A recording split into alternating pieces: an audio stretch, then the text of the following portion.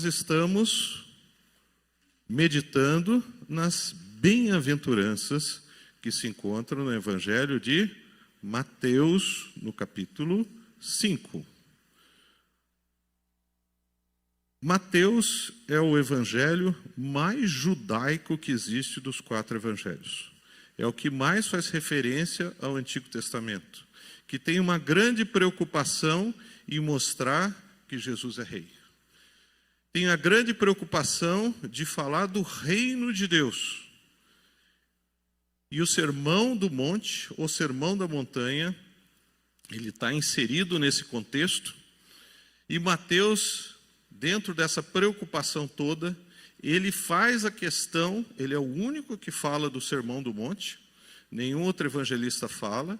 Quando Lucas, no capítulo 6, versículo 17, vai falar do sermão, não é o Sermão do Monte, é o Sermão da Planície, é completamente diferente.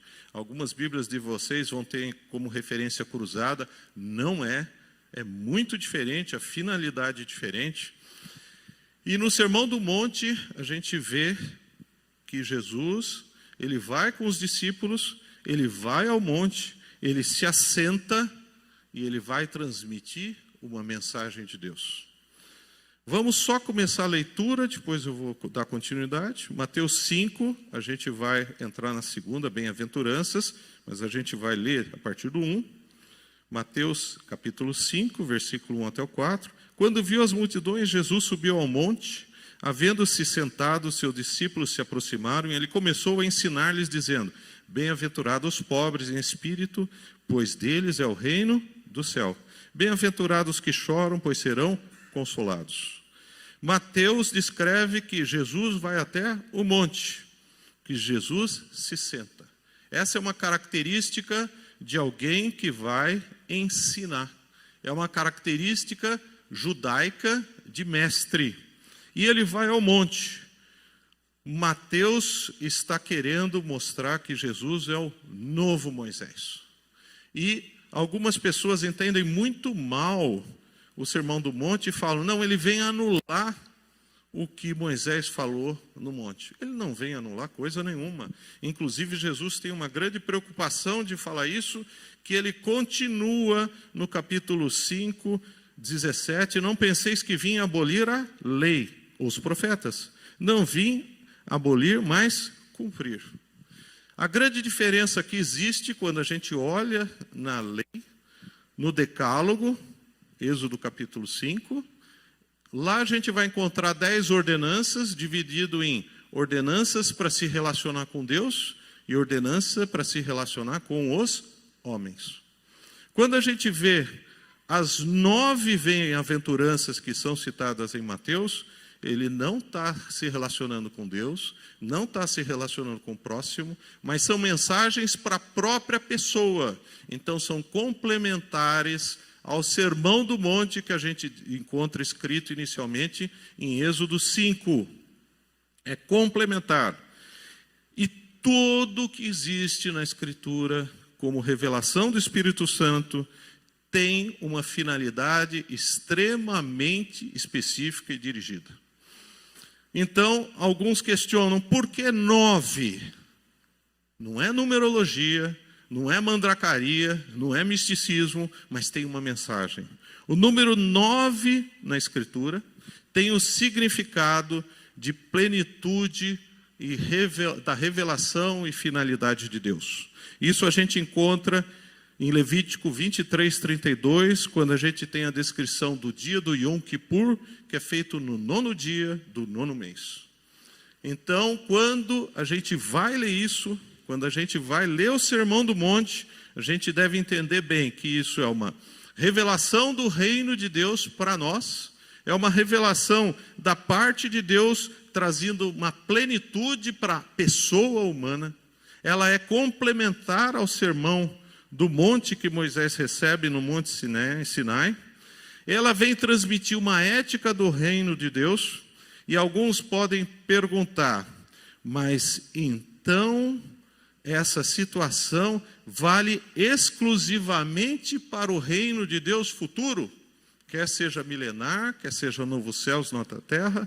O problema é que essa interpretação também não é correta. porque o reino de Deus, ele aplica já há muito tempo, os teólogos chamam o já e o ainda não. Nós vivemos o reino de Deus como cristãos abençoados, mas nós vivemos uma parte do reino de Deus. Nós vivemos somente manifestações. O próprio Evangelho de Mateus, capítulo 4, versículo 17, fala: desde então começou Jesus a pregar e a dizer: arrependei-vos, porque é chegado o reino dos céus. O reino dos céus, ele é palpável para o cristão, ele é algo que Deus nos dá, é algo que nós podemos participar e viver em parte do que vai ser na eternidade no futuro. Lucas 17, 20 a 21, Lucas capítulo 17, versículo 20 e 21, Jesus, quando interrogados pelos fariseus sobre quando havia de vir o reino de Deus, porque era uma preocupação para o judeu, respondeu-lhes e disse: o reino de Deus não vem com aparência exterior, nem dirão ei-lo aqui ou ei-lo ali, porque o reino de Deus, porque eis que o reino de Deus está entre vós. Jesus é a manifestação do reino de Deus. O cristão pode atingir o reino de Deus. O cristão não atinge a totalidade do reino de Deus no momento, porque Jesus vai voltar a segunda vez. Jesus vai implantar o seu reino definitivo e nesse momento nós vamos viver a plenitude. Mas nós pessoalmente podemos ver um pouco da graça, ver um pouco dessa manifestação. Como eu falei para vocês, existem 9 bem-aventuranças nesse Sermão do Monte. Algumas Bíblias de vocês, se vocês olharem, está escrito assim, feliz. Quem tem essa tradução feliz? Ninguém. 1, quem mais? 2, quem mais? Só. É infeliz a tradução feliz. Porque feliz dá a ideia de, eu estou contente, aconteceu isso, é algo interior. Os tradutores das Bíblias mais tradicionais ou clássicas colocaram bem-aventurança. É um termo complicado, né? Você já imaginou chamar alguém, seu bem-aventurado no meio da rua? Está me gozando, né? Mas não dá para traduzir. Bem-aventurança, no sentido que Mateus empregou, no sentido que o salmista usa no Salmo 1, ele fala de algo que provém de Deus exclusivamente, que é a manifestação exclusiva de Deus na vida de alguém. Então não é algo próprio, não é algo que eu faço, mas é algo que Deus faz. Então a bem-aventurança é algo que Deus se manifesta na sua vida, é uma graça, é algo que o homem não pode sozinho fazer. E ao mesmo tempo ele é um prenúncio do que vai ser a totalidade do reino de Deus. Bem-aventurados, começa 9 vezes a bem-aventurança. 9 vezes você tem uma bênção de Deus reservado para a sua vida. 9 vezes com plenitude do que você precisa como pessoa. Essa é a mensagem que a gente encontra no Sermão do Monte, que é completamente diferente do Sermão da Planície de Lucas 6,17. Bem-aventurado. Bem-aventurado. É algo que Deus lhe dá. É algo que Deus manifesta na sua vida. Isaías 61:2 é muito associado com a bem-aventurança de Mateus 5:4, que fala: a apregoar o ano aceitável do Senhor e o dia da vingança do Senhor, a consolar os tristes. É uma linguagem mais difícil para a gente entender, mas o que Isaías está anunciando é que Jesus, ele vai ser aquele que traz o reino de Deus, um reino que consola aqueles que têm que ser consolados. Um reino que Deus vai fazer justiça muitas vezes para você que foi injustiçado. Bem-aventurado os que choram, porque eles serão consolados. Um consolo que vem da parte do Senhor, uma bem-aventurança que pode ser palpável. Esse texto não é fácil de ser entendido. Bem-aventurado os que choram. Se pisar no seu pé, você chora? Dependendo, se for um salto alto, você vai chorar bastante tempo. Não é bem isso que o texto está querendo falar. Ele está querendo discutir aquele que tem um sofrimento íntimo, extremo, de perda, um vazio existencial, algo que está faltando na vida da pessoa. Existem pessoas que chegam num ponto que tem um vazio, não tem respostas para a sua vida. Por que eu estou aqui? Quem sou eu? O que vai acontecer comigo? O único que pode responder esse vazio existencial que os autores comparam como luto. Quem já perdeu um ente querido sabe o desespero que é o vazio que você tem. Quando você perde um familiar direto que você ama, quando você perde pai, quando você perde filho, você tem um vazio total. Então, esse choro não é um choro comum. É um choro de vazio. É um choro que está faltando algo na tua vida. E Deus fala que Ele tem uma bem-aventurança para você.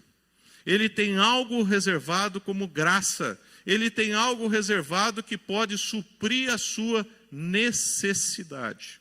Salmo 25, 16 a 18, fala: volta-te para mim e tem misericórdia de mim, pois estou só e aflito. Vazio existencial da aflição. Sentir a perda de algo importante para você traz uma amargura extrema. A gente teve um irmão que perdeu, há 2 anos atrás, o filho num acidente de carro. O pastor Cardiones vai lembrar. Ele já não é mais membro da igreja por outro motivo. Mas por um período de 15 dias, um mês, ele só ficava reclamando: por que eu estou passando por isso? Então, o luto é comparado com esse choro, algo absoluto, não é algo simples, algo existencial. Salmo 25, 16, volta-te para mim e tem misericórdia de mim. Misericórdia é transformar uma situação.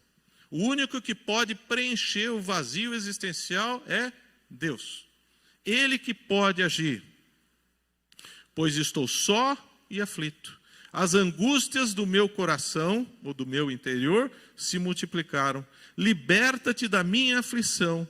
Olha para a minha tribulação e o meu sofrimento e perdoa todos os meus pecados. Salmo 25, 16 a 18. Bem-aventurados os que choram. Revelação direta da parte de Deus.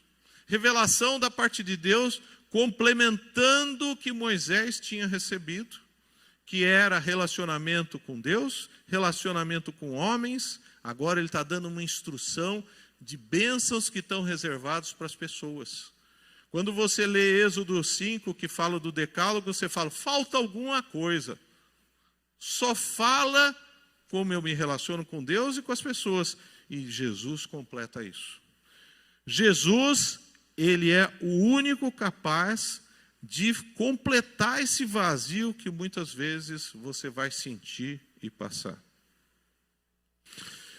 Consolo. Não somente Jesus está falando que os que choram a perda, os que choram o vazio existencial, vão ser bem-aventurados, vão ser restaurados, vão ser preenchidos por Deus, não pela própria pessoa, mas ele explica como que isso vai acontecer. Ele fala porque eles serão consolados. E a gente lê isso e sabe esse versículo de cor, e muitas vezes a gente não entende a profundidade da revelação. E eu vou ser bem sincero, eu só entendi a profundidade porque o pastor Carlos Jones me cutucou e falou, você vai ver, você vai a segunda, a bênção é tua. Eu falo, tá bom, então vamos lá. E é uma bênção a gente se aprofundar na palavra de Deus, porque Ele fala com a gente. Quem vem aqui na frente não fica só contente por tirar a máscara e poder respirar mais profundo, né? Mas fica contente por servir ao Senhor e por aprender de Deus. Vocês podem estar certos que eu estou aprendendo muito mais, estou sendo muito mais transformado aqui na frente do que vocês, ou deveria ser, né? Porque o pregador é muito mais tocado. Se ele falar como um robô, cai fora, está errado. Consolo é algo que Deus promete na segunda bem-aventurança. O consolo, ele é um posicionamento, um direcionamento para a segunda vinda de Jesus. Ele aponta para o reino de Deus. Ele aponta para a perfeição absoluta. Mas cuidado, o cristão tem a bênção do reino de Deus na sua vida. Nós temos momentos de lapsos do reino de Deus. Nós não vivemos no reino de Deus 24 horas por dia. Se alguém começar a viver 24 horas por Deus no reino de Deus, vai ser internado em hospital psiquiátrico. Eu tive uma vez uma paciente que ela é psiquiátrica, tem uma depressão leve, ela é cristã, e ela passava na psiquiatra. E ela falou para a psiquiatra, é porque Deus falou comigo.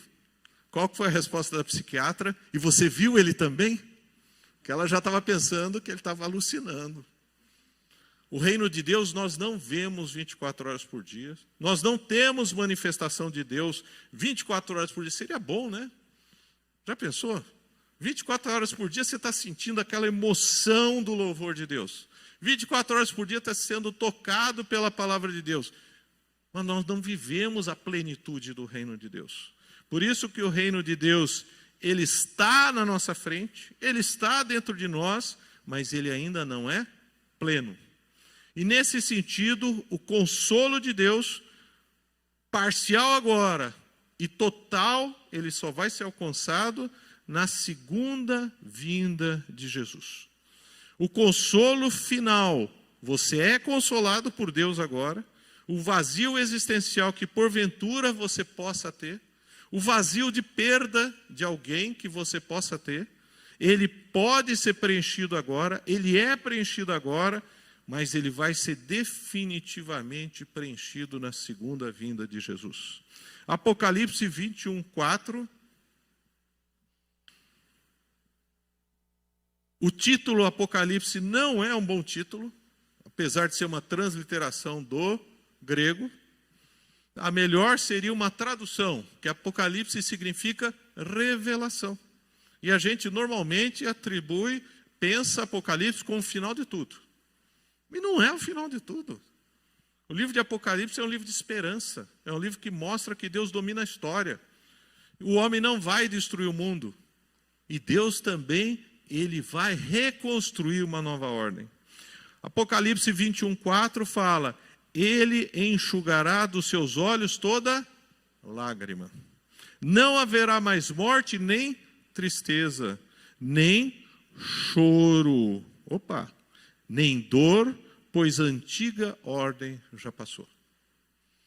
Quando Jesus está falando, bem-aventurados que choram, ele está dando a garantia, porque eles serão consolados. Você pode ser consolado agora? Pode. O reino de Deus é palpável para o cristão. Aquele que reconhece Jesus como Senhor e Salvador, apalpa essas 9 bem-aventuranças na sua vida. Vê a ação de Deus maravilhosa nesse sentido. Eu queria terminar deixando para vocês essa mensagem. Bem-aventurança é a ação de Deus na sua vida.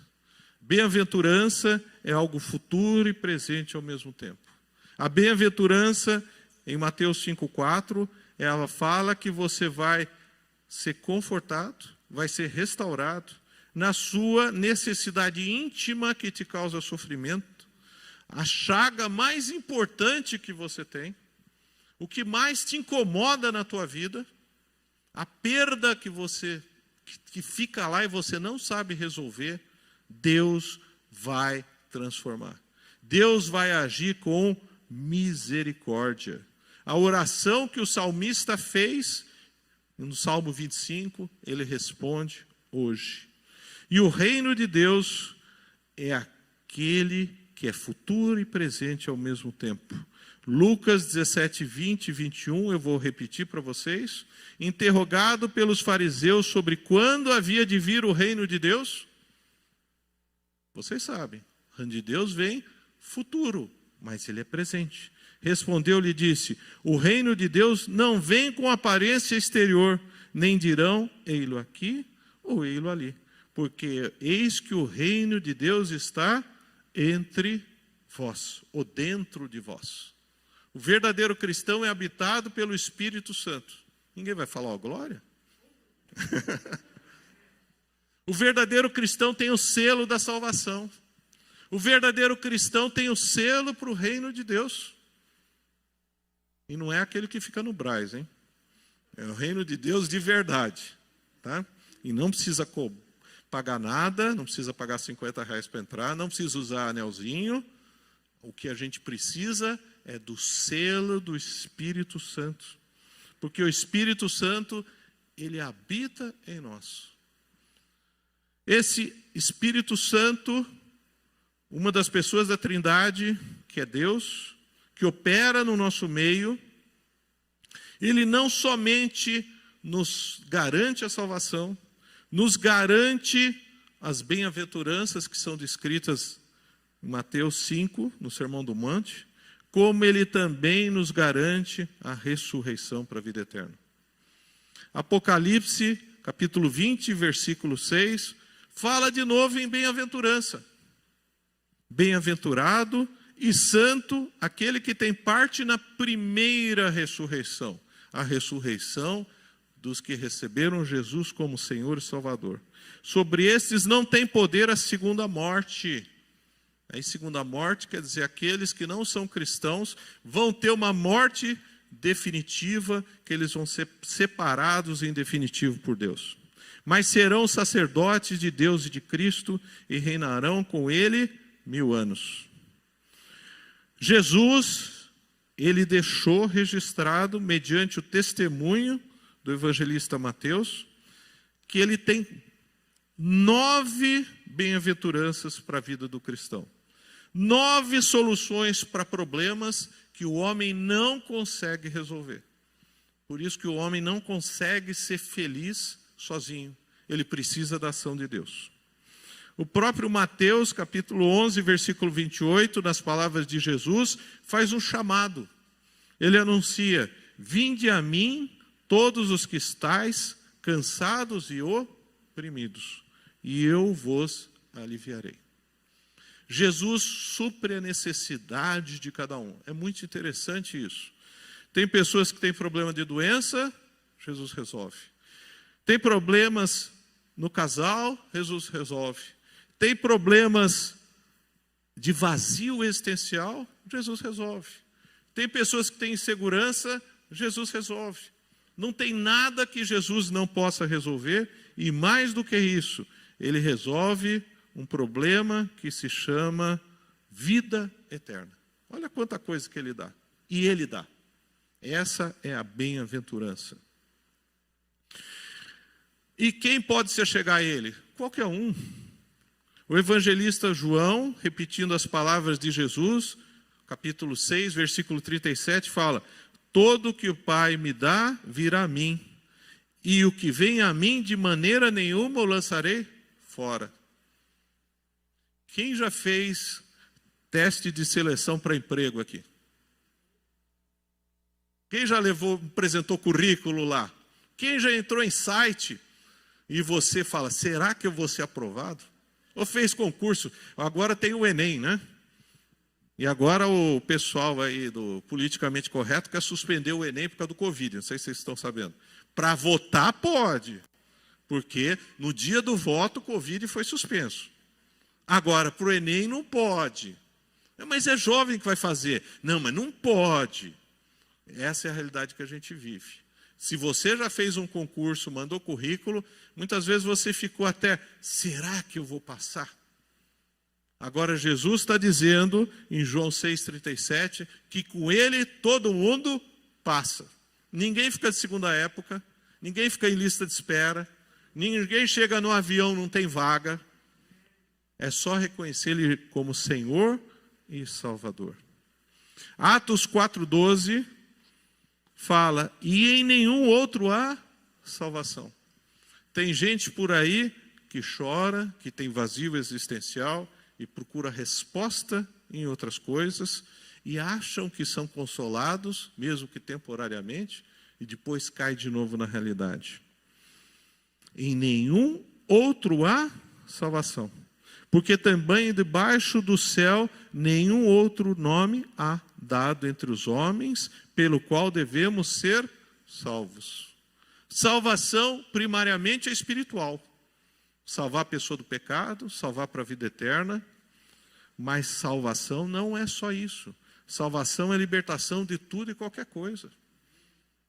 Aqui a gente tem um vazio existencial sendo preenchido por Deus. Deus está salvando isso. Você tem um outro problema? Não existe limite para a ação de Deus. Não existe nada que Deus não possa fazer. 2 Coríntios capítulo 1, versículo 3, fala, bendito seja o Deus e Pai do nosso Senhor Jesus Cristo, o Pai das misericórdias e o Deus de toda a consolação. Hoje nós oramos pelo país, por essa confusão que a gente vive, e muitas pessoas sempre fazem a pergunta, Deus ouve as minhas orações? Ouve sempre. Deus não é surdo. Deus não precisa usar aparelho auditivo. Deus não precisa tirar a pilha do aparelho e colocar outra. Ele sempre está de plantão. Deus ouve as orações de sexta-noite? Ouve. De madrugada? Ouve. E algumas pessoas questionam, mas ele responde às minhas orações? Você já me convenceu que ele ouve. E ele responde. Paulo está falando para uma igreja muito parecida com a nossa realidade atual, a igreja de Corinto. E ele fala que Deus é um Deus de misericórdia e de consolação. Ele pode a qualquer momento transformar uma situação de uma maneira radical. Pode levantar alguém que está com doença terminal. Pode restaurar um casamento que, mesmo quem está aconselhando, fala, não tem jeito. Aquilo lá é enrolado demais. Ele pode transformar. E ele pode também fazer o contrário, que é consolar, confortar. É isso que a gente precisa entender. Mas a oração ao Pai não fica sem resposta. Ou ele transforma, ou ele conforta. Eu queria terminar. Salmo a gente considera como um livro de música, mas é um grande livro de orações. Salmo 9, capítulo 9, versículo 13 até o 14, o salmista está clamando, misericórdia, Senhor. O cristão às vezes tem que clamar por misericórdia? Tem sim. Às vezes a gente passa por dificuldade, às vezes a gente passa por sofrimento, às vezes a gente não vê luz no fim do túnel.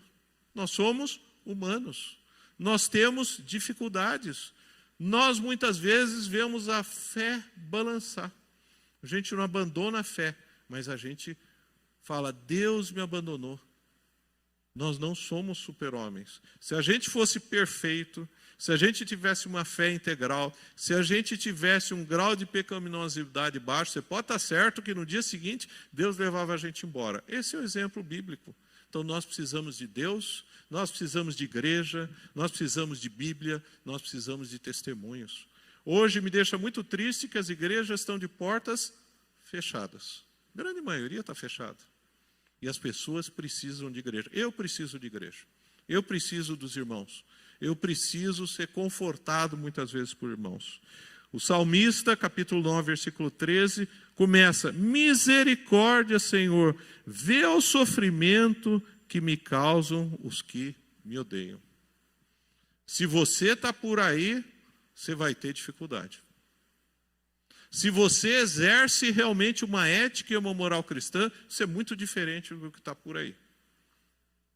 Nós estamos com portas abertas pela graça de Deus, nós estamos recebendo pessoas, nós estamos tendo batismos aqui dentro. E podem estar certo que tem pastores com portas fechadas que estão questionando se a gente não pondo as pessoas em risco. Vocês podem estar certo que podem ter alguns ministros, pastores, falando, mas estão batizando, e o Covid da água? Não adianta você falar que o Covid não passa na água, porque eles não acreditam. Essa é a realidade que a gente vive. Misericórdia, Senhor, vê o sofrimento que me causa os que me odeiam. Salva-me das portas da morte, para que junto às portas da cidade de Sião eu cante louvores a ti e ali exulte a tua salvação. Olha a dificuldade que o salmista estava passando. Ele estava passando um desafio, inclusive, de morte física. Existe limite para o consolo de Deus? Nenhum. Então, leiam comigo de novo, Mateus 5:4. Bem-aventurados que choram, porque eles serão consolados. Promessa de Deus na sua vida. Se você é cristão, saiba que essa promessa, ela é real, ela é palpável, ela está presente. Se você não é cristão, confesse que você precisa de Deus. Confesse que você precisa de Jesus na sua vida. Atos 4:12, em nenhum outro há salvação. Se você tem um problema impossível, ou que você não vê alternativa, busque a salvação, a solução, no único que pode te bem-aventurar, que é Jesus Cristo, Senhor e Salvador. Vamos curvar nossas cabeças? Senhor, nós te louvamos pela tua palavra revelada, te louvamos porque o Senhor nos conforta, o Senhor nos instrui, o Senhor nos ensina dia a dia, Senhor. Eu peço que os que estão chorando nesse momento, os que estão com problemas infinitos, que nós não podemos nem imaginar muitas vezes, que o Senhor esteja restaurando e consolando, Senhor. E aqueles que não têm a salvação, que o Senhor esteja hoje abrindo os teus braços e recebendo eles como filhos, Senhor, como os filhos de Deus, que essa é a tua vontade, Senhor. Agradeço por essa oportunidade, porque estamos de portas abertas, que o Senhor mantenha a tua igreja firme, fiel e testemunhando em tempos difíceis. Eu peço tudo isso em nome de Jesus. Amém, Senhor.